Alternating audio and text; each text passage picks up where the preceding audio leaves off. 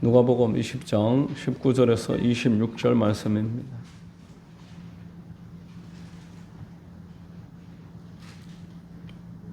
우리 같이 제가 봉독하겠습니다. 서기관들과 대제사장들이 예수의 이 비유는 자기들을 가리켜 말씀하심인 줄 알고 즉시 잡고자 하되 백성을 두려워하더라. 이에 그들이 엿보다가 예수를 총독의 다스림과 권세 아래에 넘기려 하여 정탐들을 보내어 그들로 스스로 의인인 체하며 예수의 말을 책잡게 하니 그들이 물어 이르되 선생님이여 우리가 아노니 당신은 바로 말씀하시고 가르치시며 사람을 외모로 취하지 아니하시고 오직 진리로서 하나님의 도를 가르치시나이다. 우리가 가이사에게 세를 바치는 것이 옳으니까 옳지 않으니까 하니 예수께서 그 관계를 아시고 이르시되 데나리온 하나를 내게 보이라. 누구의 형상과 글이 여기 있느냐? 대답하되 가이사의 것이니이다. 이르시되 그런즉 가이사의 것은 가이사에게 하나님의 것은 하나님께 바치라 하시니 그들이 백성 앞에서 그의 말을 능히 책잡지 못하고 그의 대답을 놀랍게 여겨 침묵하니라. 아멘.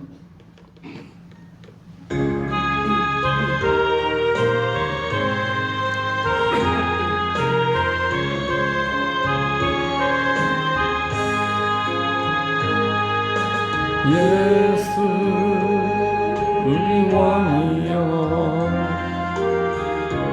이곳에 오셔서 우리가 왕께 드리니 영광을 받아 주소서. 우리는 주님의 백성 주님은 우리 왕이라. 왕이신 예수님 오셔서 사정하사 다스리소서. 예수 우리 주시여 이곳에 오셔서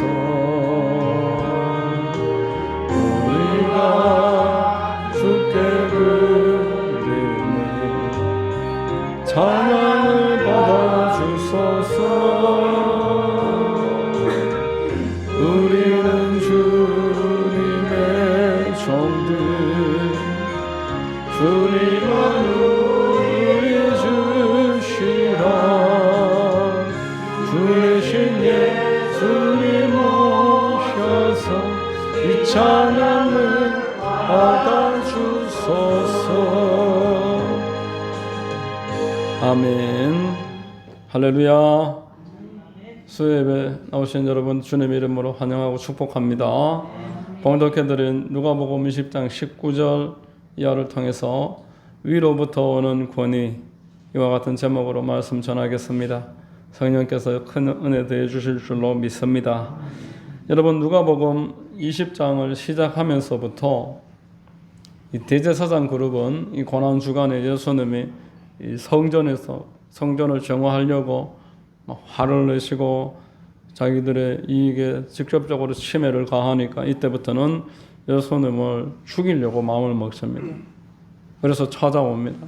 당신이 무슨 권위로 이런 일을 하는 겁니까? 누구의 권위로 이런 일을 합니까? 이렇게 물었을 때 누가복음 20장 1절에서부터 예수님이 오히려 질문을 합니다. 침례 요한의 그 권위가 어디에서 온 것이냐? 하늘로부터냐 사람으로부터냐? 그러니 이제 침례 요한을 인정을 하면 너희들은 나도 인정하고 하나님도 인정하는 것이고 내 권위를 설명을 할 수 있고 침례 요한도 인정 안 하는데 나의 권위를 인정 안 할 것이고 하나님의 권위도 입으로만 말할 뿐이지 인정 안 할 것이다.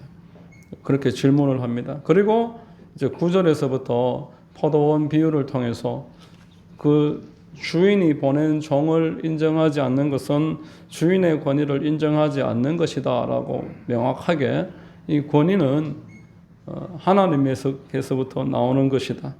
그래서 권위를 인정하지 않으면은 하나님을 인정하는 것도 할 수 없는 것이다. 이렇게 이야기를 합니다. 오늘 19절에서 26절도 동일한 내용을 말하는 것입니다. 권위를 지금 놓고 이야기합니다. 왜냐하니까 19절에 보니까 서기관들과 대제사장들이 예수의 이 비유는 자기들을 가리켜 말씀하심인 줄을 알고 앞에 비유를 지금 설명을 하는 거예요. 앞에 비유가 이제 자기들이 예수님을 인정하지 않는 것, 농부가 그 포도원 주인에게 세를 바치지 않는 것, 이게 다 연결되어 있다라는 거 그들이 알아들었다는 거예요. 알아듣고 예수님에게 다시 한번 도전을 하는 것입니다. 그 속임수로서 접근을 해서 22절에 이렇게 유명한 질문입니다. 우리가 가이사에게 세를 바치는 것이 옳으니까 옳지 않으니까, 이 예수님을 완전히 함정에 몰아넣으려는 그런 질문입니다. 자, 여러분, 예수님이 가이사에게 세금을 바쳐라 그러면은 뭐라고 하겠습니까? 사람들에게 예수는 가이사를 따르는 우리 이스라엘의 메시아가 될 수 없다.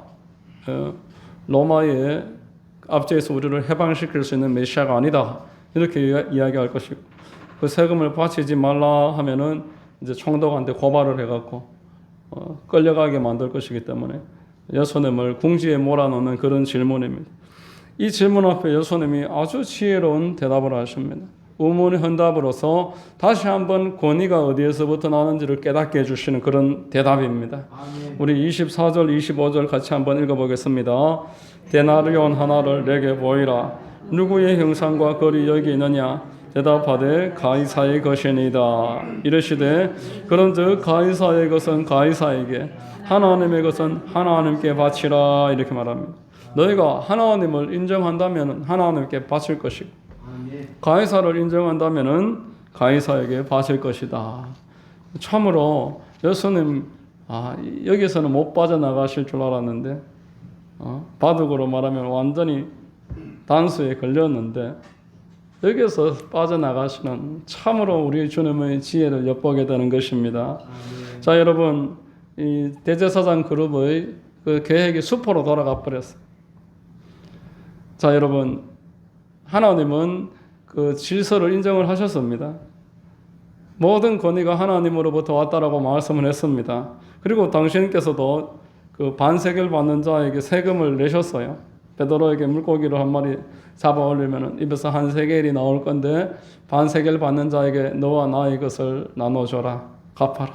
그러면서 권위를 이제 인정을 하면서도 우리 주님은 모든 권위는 하나님에게서부터 온다. 이것을 명확하게 아셨던 것입니다.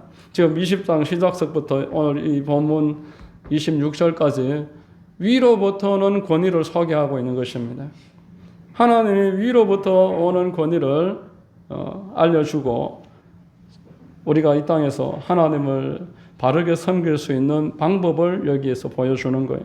하나님이 보낸 것들, 하나님이 보낸 사람들, 하나님이 보내신 분들, 그분들을 우리가 잘 수용을 하고 그들과 연합을 하고 그들과 소통을 하고, 그것이 하나님께 영광을 돌리는 것이고 우리가 이 땅에서 하나님을 섬기는 일인 줄로 믿으시기를 바랍니다. 오늘 예수님이 위로부터 오는 권위를 설명을 하셨는데 지금 우리 이 시대에 어떻게 적용할 것인가 한번 생각해 보겠습니다. 여러분, 지금 이 시대에 예수님이 누구를 보내셨습니까? 예수님이 누구를 보내셨습니까? 당시에는 침례 요한을 보냈다는 지금 대답을 하셨고, 또 농부가 그 세금을 받으라고 종을 보내는 비유를 말씀하셨는데 오늘 어떻게 적용할 수 있겠냐 말이에요. 여러분에게 지금 하나님이 보내주신 분이 누구십니까? 성령이신 줄로 믿으시기를 바랍니다. 하나님이 오늘 우리에게 보내주신 분은 성령이십니다. 교회가 먼저가 아니고 성령이 먼저입니다. 성령을 먼저 보내시고 교회는 그 열매로서 보내신 것입니다. 누가복음 24장 48절 49절 한번 읽습니다. 너희는 이 모든 일의 증인이라. 볼지어다 내가 내 아버지께서 약속하신 것을 너희에게 보내리니 너희는 위로부터 능력으로 입혀질 때까지 이 성에 머물라. 이렇게 말했습니다. 너희들 내가 부활하는 거 봤지? 너희들 내가 여기 손에 만지게 있고 옆구리도 만지게 했으니까 너희들이 정의 노릇할 만한 분명한 증거가 있지. 그러나 너희들은 지금 바로는 안 된다. 위로부터 하나님이 보내실 성령을 주실 때까지 약속을 믿고 기도하면서 기다려라. 그러면 반드시 주실 것이다. 이런 말씀을 하는 것입니다. 자, 우리 사도행전 1장 4절 5절도 한번 읽어보겠습니다. 사도와 함께 모이사 그들에게 분부하여 이르시되 예루살렘을 떠나지 말고 내게서 들은 바 아버지께서 약속하신 것을 기다리라. 요한은 물로 침례를 베풀었으나 너희는 몇 날이 못되어 성령으로 침례를 받으리라 하셨느니라. 이렇게 말합니다.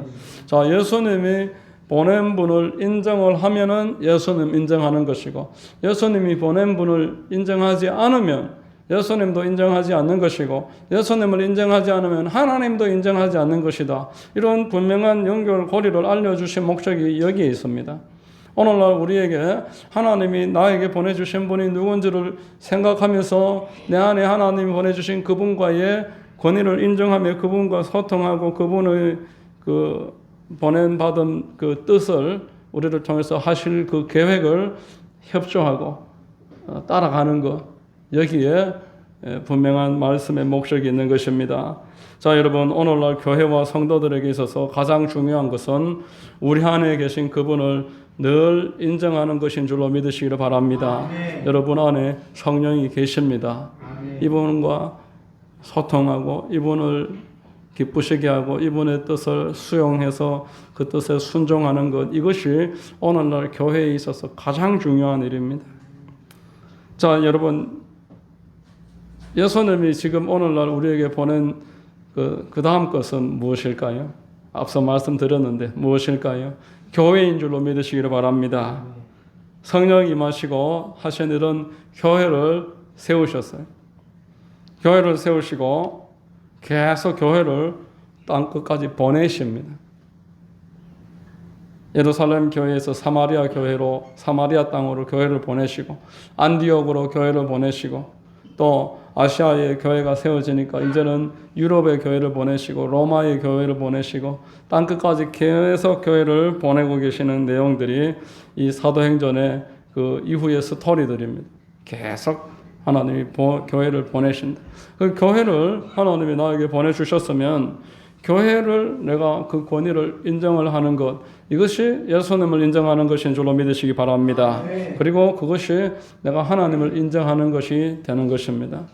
오늘날 이 세상이 타락하고 있다는 가장 선명한 증거 중에 하나가 이 교회에 대한 성도들의 태도입니다.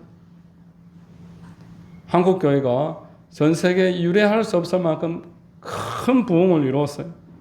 이 정도의 단기간에 급성장한 예는 찾아보기 힘듭니다.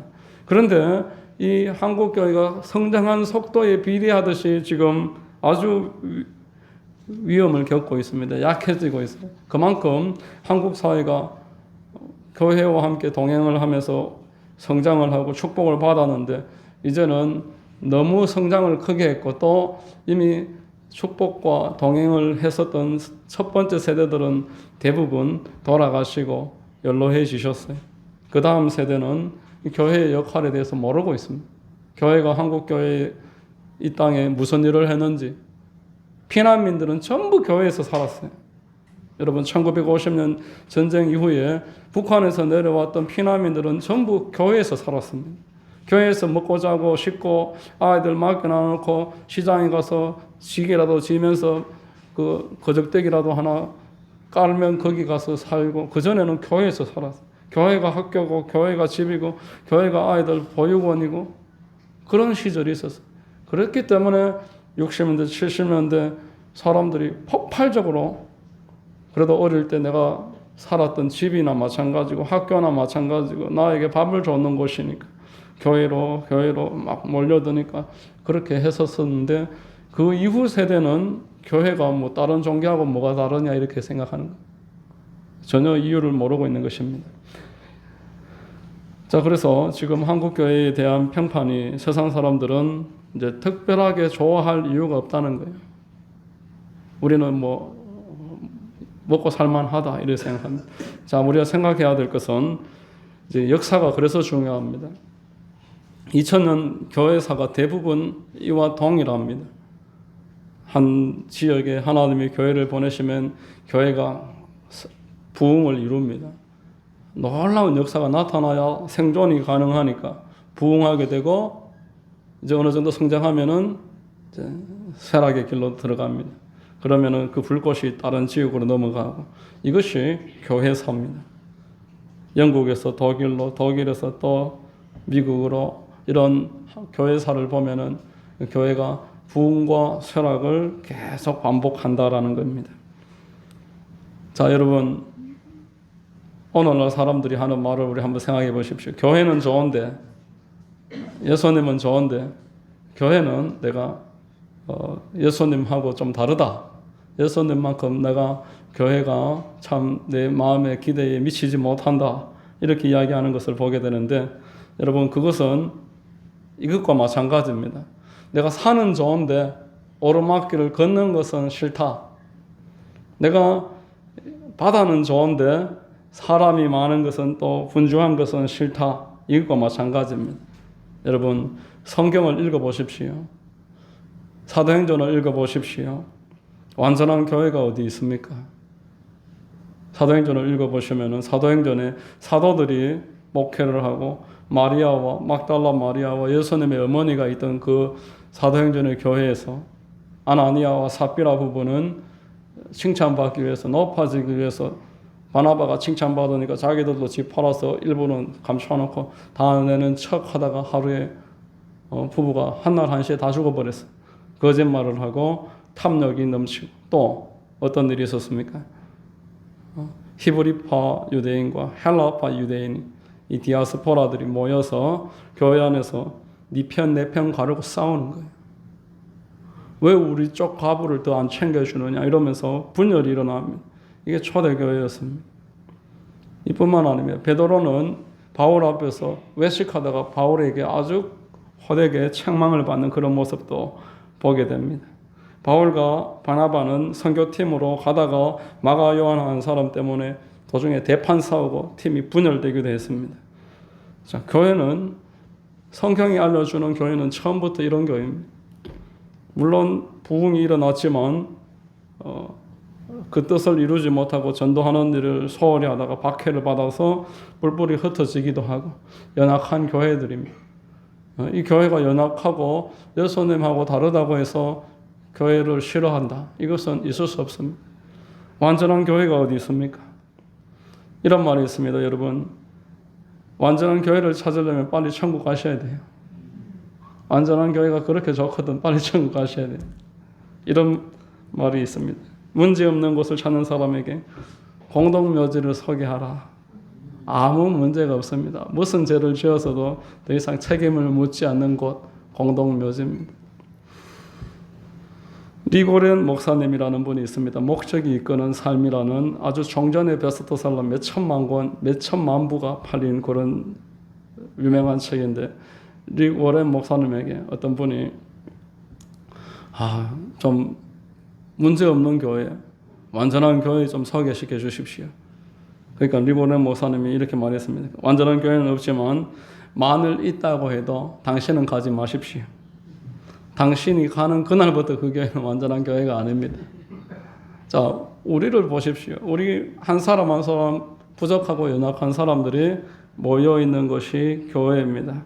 그러므로 교회가 완전하지 않다라는 걸 아예 처음부터 수용을 해야 되고 나와 내 가족, 내가 직접 전도하거나 내가 가까이 내가 섬기고 있는 사람들만이라도 빛과 소금이 되고자 하는 그러한 분명한 태도가 있을 때 하나님이 저와 여러분들을 통해서 큰 역사를 이루실 줄로 믿으시기를 바랍니다. 자, 교회를 부인하고 교회를 멀리하는 일은 지금 이 자리에 있는 성도님들하고는 별로 해당이 안 됩니다. 그래서 참고로 생각을 해두시면 되겠고, 자, 앞에 말씀드렸던 이 성령을 부인하는 일, 이 부분은 우리가 아닌 것 같은데 계속 그런 일들이 일어나고 있다는 거예요. 우리 가운데 성령을 부인하시는 분은 안 계실 것입니다. 내가 예수를 믿는다면 예수를 믿고 예수를 시인하는 게 성령이 아니면 안 된다는 거 다 아실 것입니다. 내 안에 성령께서 계시고 특별히 우리 순복음 교인들 그리고 방언을 말하시는 분들은 나름대로 나는 성령 충만하다고 다 생각하실 것입니다. 성령님을 인정하시면 아멘 하시기 바랍니다. 우리 모두 성령을 인정하고 있고 성령을 인정하면서 내가 신앙생활을 하고 있다고 스스로 생각을 하고 있습니다. 자, 그러면서도 성령을 계속 부인하고 살아가는 것이 오늘날의 성도들입니다.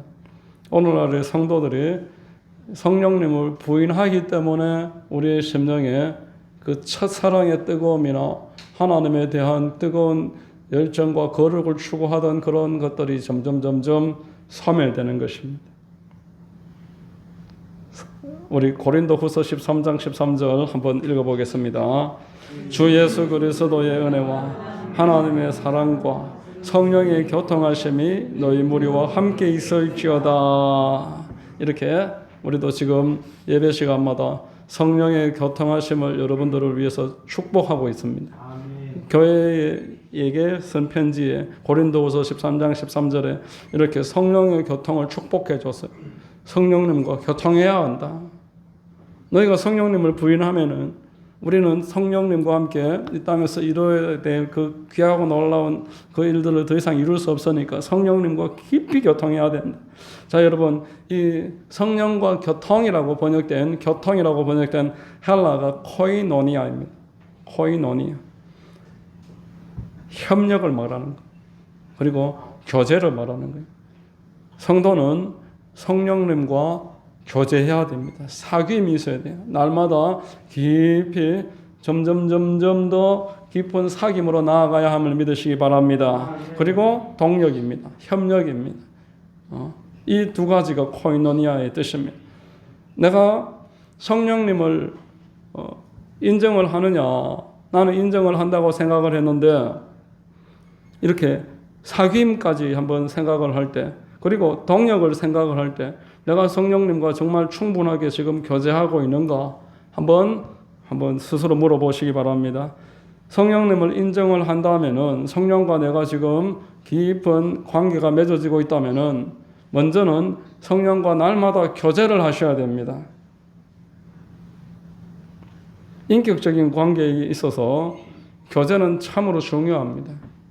여러분이 아침에 만약에 부부가 한 집에서 일어났습니다. 일어났는데 아무 말도 안 하고 서로 각자 밥을 먹고 그러고 각자 일을 하러 나갔다가 저녁에 돌아와서 마음에 기쁜 일, 슬픈 일, 힘든 일 그런 이야기도 한마디 하는 거 없고 그저 각자 자기 방에 들어가서 알아서 휴식을 취한다. 그것은 코이노니아가 전혀 이루어지지 않고 있는 것입니다. 내가 성령님하고 인격적인 관계를 지금 어떻게 이루고 있는가? 내가 오늘 하루에 한 번이라도 성령님 감사합니다. 성령님 어떻게 할까요? 성령님 나 기분이 좋습니다. 성령님 나 오늘 슬픕니다. 성령님 오늘 좀 힘듭니다. 이렇게 하루에 습관적으로 성령님께 그렇게 말씀하시고 계시는 분 있으십니까? 이게 성령의 교제입니다. 내가 성령님에게 어디든지 지금 가는데 성령님 어떻게 할까요? 성령님 도와주십시오. 성령님 환영합니다. 인정합니다. 모셔드립니다. 의지합니다. 바람처럼 불처럼 생수처럼 나와 함께 해주시고 도와주시옵소서.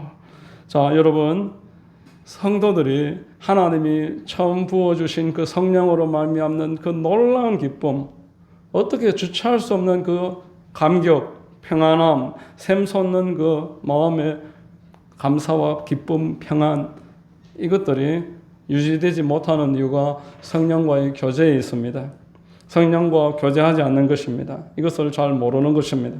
아무 말도 성령께 하지도 않고 어떤 일을 시작하기 전에 성령님한테 도움도 요청하지도 않고 힘들다, 어렵다, 기쁘다, 행복하다, 감사하다 이런 말 한마디도 하지 않고 그저 동거인으로 살아가는 거예요. 내 안에서 나를 도와주시고 내가 필요할 때만 내가 부를 수 있는 동거인. 여러분, 이건 인격적인 관계가 아니고 성령의 코이노니아가 아닌 것입니다.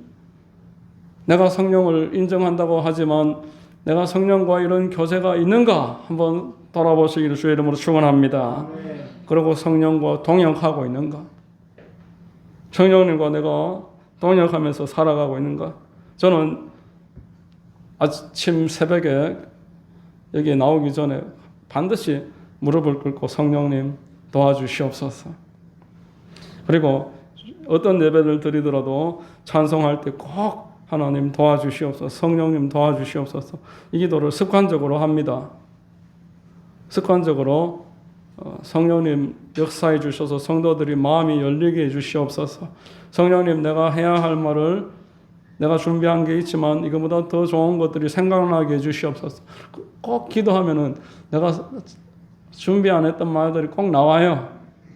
성령님과 동역해야 하는 것입니다. 변번이 실패하지만 성령님을 의지하려는 아주 그러한 시도가 있고 노력을 하고 있습니다. 그러나 계속 실패합니다. 자, 여러분, 모든 상황에서, 모든 공간에서 성령님이 계심을 인정하고 도움을 요청하시기 바랍니다. 가정에서도, 운전을 할 때도, 음식을 만들 때도, 전도를 할 때도, 어떤 사람이 전화 올 때도 성령님 할 말을 주시고 대답 잘하게 해주시고 실수하지 않게 해달라고 성령님을 계속 동력하시기를 바랍니다. 성령님께 계속 의지하는 거예요. 동력을 하되 선배 동역자로 생각하셔야 돼요. 우리 교회 저하고 제가 하나님 성령님을 의지하되 성령님을 선배 동역자로, 나는 부교역자로 역사하여 주시고, 연말에 예배가 참 또 많은데 하나님 어떻게 말씀 전할지 정해 주십시오. 기도하면서 하나님의 은혜가 있게 해달라고 계속 구하는 거예요. 자, 여러분, 오늘날 순복음교회가 성령운동을 제대로 하는 교회가 잘 없습니다. 오히려 장로교회들이 이 성령운동에 대해서 눈을 뜨고 성령운동을 대단히 열심히 합니다. 하영조 목사님이 본인은 말씀 훈련, 제자 운동, 이게 이제 본인의 주특기였는데 성령께서 계속 성령 운동으로 당신을 몰아가시더랍니다. 그래서 성령 운동하는 교회로 온누리교회를 완전히 바꿔놓고 소천하셨어요. 2000년도 초반에 옥하는 목사님이 그 목회자 세미나를 하면서 했던 내용이 있습니다. 그게 책으로 나왔는데 그 순복음교회에서 한 설교도 아니에요. 그런데 목회자 세미나에서 이런 설교를 합니다. 조영기 목사님하고 대화를 했다면서, 나는 목사님, 성도들이 넘어지면은 이렇게 세우고, 낙심하면 위로하고, 자빠지면은 옆에서 격려하고, 막 뒤에서 밀어주느라고 목회하느라고 바쁘다. 그렇게 이야기하니까 조영기 목사님은, 나는 우리 교인들이 너무 뜨겁기 때문에 그것 좀 자제시키느라고 바쁘다. 완전히 감당이 안 될 정도로 너무 불같이 막 사람들이 뜨거워서 그거 자제시켜야지. 아니면은 정말 교회가 어떻게 될지 몰라 바쁘다. 원인이 뭡니까? 나는 성령 운동을 한. 당신도 성령 운동을 하셔야 된다. 그러면서 목회자 세미나, 장로교 목회자 세미나에서 그 이야기를 하셨어요. 옥하는 목사님. 자, 여러분, 성령 운동은 성령님과 최대한 동역하는 목회를 말하는 것이고, 개인으로는 성령님과 협력하는 신앙생활을 말하는 겁니다. 성령 운동이라는 것은, 여러분, 우리 교회의 표어가 오직 복음, 오직 성령입니다. 예수를 내가 이제 믿는다면은 성령 운동을 해야 하나님의 뜻을 이 땅에서 이룰 수 있는 거예요. 복음과 성령은 함께 연합해서 서로 시너지 효과를 이루면서 하나님의 뜻을 이루는 줄 믿으시기 바랍니다. 우리 사도행전 1장 8절 한번 읽습니다. 오직 성령이 너희에게 임하시면 너희가 권능을 받고 예루살렘과 온 유대와 사마리아와 땅끝까지 이르러 내 증인이 되리라. 오직 성령이 복음 증인을 만든다라는 거예요. 성령 운동을 해야 사람들에게 복음을 전파할 수 있다. 그렇지 않고는 내 힘으로, 내 노력으로, 내가 말 주변으로 아무리 설득하고 애쓰고 힘써도 사람을 내가 바꿔놓을 수 없다는 거예요. 성령 운동을 해서 내 신앙을 극대화시켜요. 하나님의 성령께서 나를 마음껏 쓰실 수 있도록 성령 운동을 해야 되는 거예요. 교회도 성령께서 마음껏 인도해 나가실 수 있도록 성령 운동하는 교회가 되어야 함을 믿으시기 바랍니다. 여러분, 성령을 보내신 예수님, 이 예수님을 인정하는 것이 성령 운동입니다. 내가 성령 운동을 바르게 하면은 예수님을 인정하는 것이고, 그러면 내가 하나님을 인정하는 것입니다.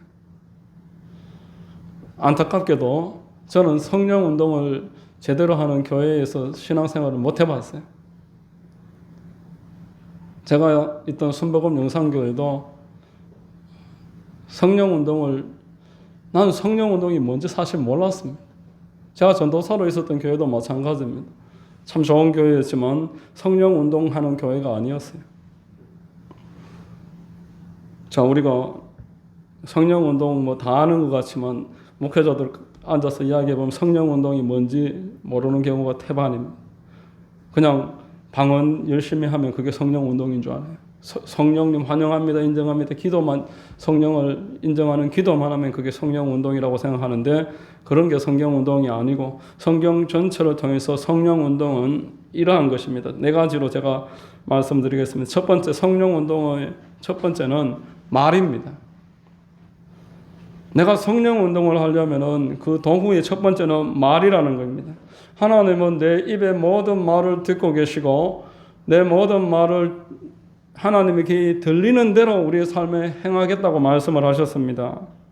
내가 부정적으로 말하고 의심하는 말을 하고 불신앙적인 말을 하고 그렇게 할 때 하나님은 나를 통해서 역사하실 수가 없다고 하셨어요. 부정적인 말을 사용하는 사람을 통해서 성령께서 일하시는 법이 없습니다. 우리 마가복음 9장 22절 23절 읽어보겠습니다. 귀신이 그를 죽이려고 불과 물에 자주 던졌나이다. 그러나 무엇을 하실 수 있거든 우리를 불쌍히 여기사 도와주옵소서. 예수께서 이르시되 할 수 있거든이 무슨 말이냐. 믿는 자에게는 능히 하지 못할 일이 없느니라. 하나님 한번 도와주실 수 있겠거든 날 좀 도와주세요 하니까 예수님이 분명하게 꾸짖습니다. 할 수 있거든이 무슨 말이냐. 어떻게 네가 하나님 앞에 그런 말을 사용하느냐. 믿는 자에게는 능치 못할 일이 없느니 나의 믿음 없음을 도와주시옵소서. 24절에 가면 입술을 지키라는 거예요. 예수님이 큰 역사를 하러 갈 때 부정적인 말을 하는 사람 안 데리고 갑니다. 베드로와 요한과 야고보만 데리고 갑니다. 의심의 말, 이제 죽었으니까 예수님 데리고 갈 필요 없다고 하는 말 하는 사람들은 따라 들어오지 못하게 집 입구에서 막아버립니다. 저런 사람들 들어오면 일이 안 일어납니다. 그들이 의심하기 때문에 역사가 일어나지 않는다고 고향 땅에서 한탄하셨어요. 자, 여러분, 할 수 있다 하면 된다 해보자. 우리 교회 전도할 때 구호입니다. 할 수 있다 하면 된다 해보자. 이 말씀을 하시기 바라요. 할 수 있다 하면 된다 해보자. 하나님이 나와 함께 하시는데, 전지를 창조하신 하나님, 말씀으로 세상을 지으신 하나님, 죽은 자를 살리시는 하나님이 나를 사랑하시고 함께 하시는데 할 수 있다 하면 된다 해보자. 이게 성령 운동의 첫 번째 도구입니다. 이게 안 되는 데는 성령 운동이 되는 게 아니에요.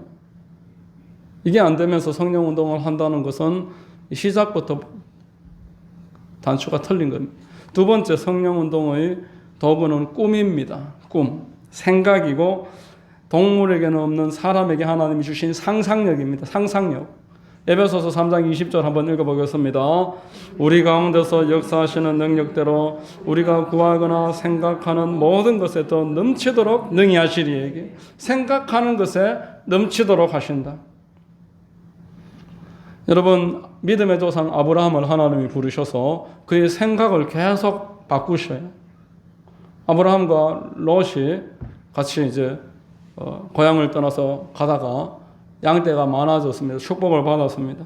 그래서 아브라함이 네가 먼저 땅을 선택해라 하니까 롯이 자기가 보기에 좋은 땅을 먼저 택해서 가니까 아브라함이 참 속상합니다. 좀 키 하나 봐도 소용없네. 그리고 좋은 땅을 저가 다 가져갔네. 나는 뭐 해야 되나 이렇게 낙심하니까 하나님이 낙심하지 마라. 눈을 들어서 동서남북을 바라봐라. 바라보는 것을 너에게 주리라. 생각을 바꾸라. 너를 바라보고 있지 말고 안 된다는 생각, 절망의 생각하지 말고 지금 상황에서도 할 수 있는 것을 바라봐라. 생각을 바꾸라는 것입니다. 창세기 13장 14, 15절 읽어보겠습니다.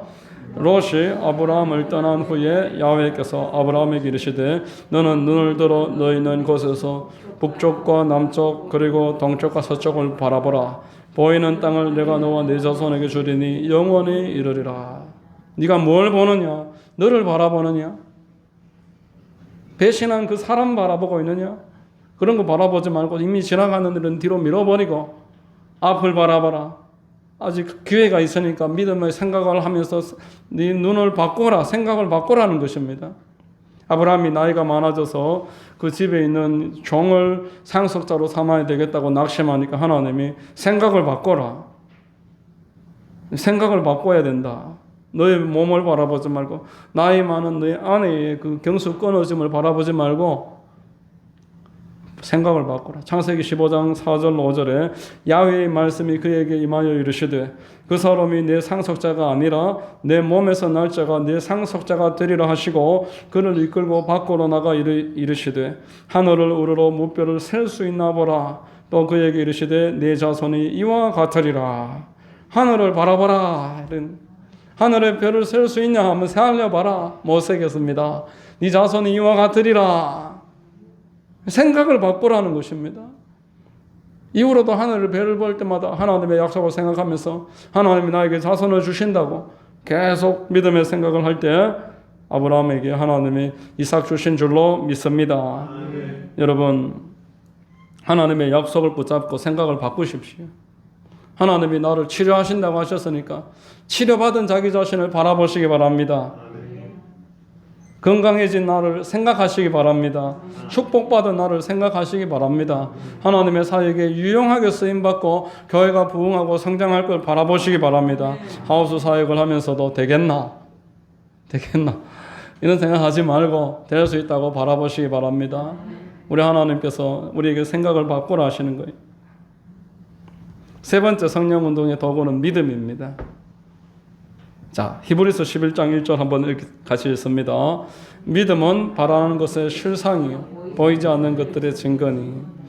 우리가 하나님의 영광을 드러내려면 믿음이 있어야 되는 거예요.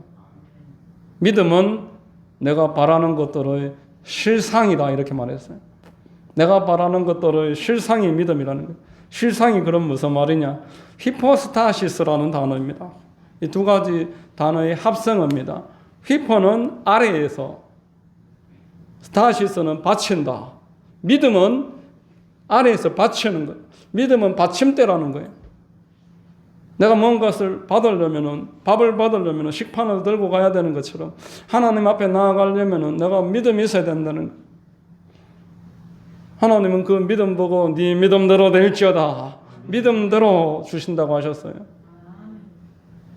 믿음의 말을 하시고 내 안에 있는 계획을 말을 하시고 종이에 적어보시고 사람들한테 기도 부탁하면서 이야기를 하십시오.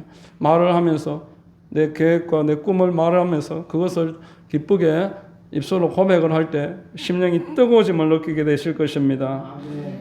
부정적인 마음이 사라지고 말을 하면 할수록 마음이 할 수 있다는 믿음이 차오르게 될 줄로 믿습니다. 네 번째로 성령운동의 마지막 도구는 기도입니다. 기도.